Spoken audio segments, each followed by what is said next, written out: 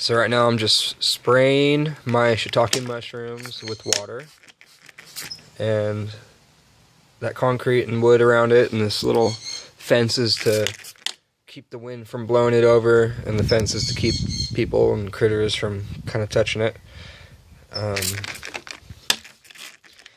I'm spraying it right now because it's warm. It's like 70 something degrees here in Northern California, and it's not raining right now.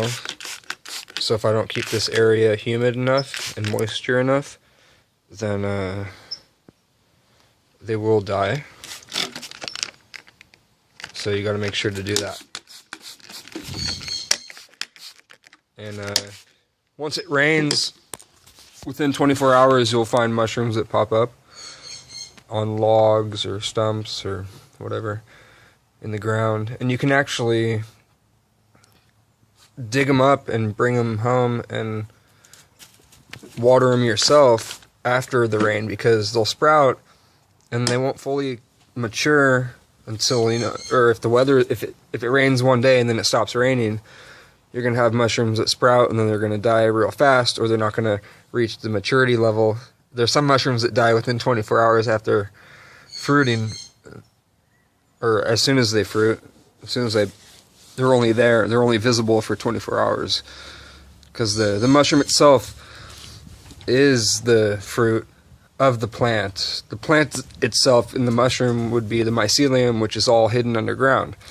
And to compare it to an apple, the seed would be the spore that's released from the gills underneath the cap that is supported by the stem. And the mycelium is in the wood getting established. You can see that white on top.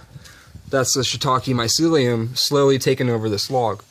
This is the second harvest on this log, and this log should last me about 9 years, and I can harvest it every 3 months and get about anywhere from 1 pound to 2 pounds of shiitake mushrooms a year, fresh. I can dry them. You can probably freeze them.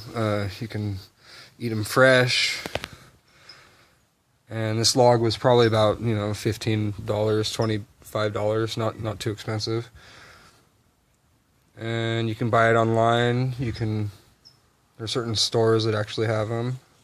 You can actually do it yourself. If you can get a cap and you put it on some paper and you collect the spores and you mix it with like used coffee grounds, because that way the coffee grounds are already sterile since they've been used, and it has a lot of nitrogen, and the mushroom mycelium will feed off of that nitrogen, and you can take some of the mycelium and put it in with the jar of coffee grounds and start it your own, and then you find the right kind of log that is associated with that kind of mushroom, and you poke holes and you put the mycelium in there, and then you cover it up with beeswax, and then you put wood over that or underneath it, and then you seal it up, and that's exactly what this is.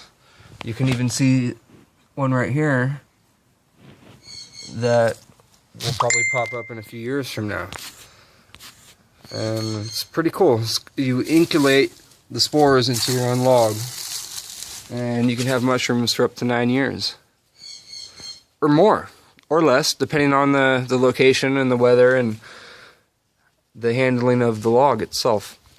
Alright, if you like my video, there's more at PP Buzz Lightyear 32. Subscribe to both my channels and have a good day.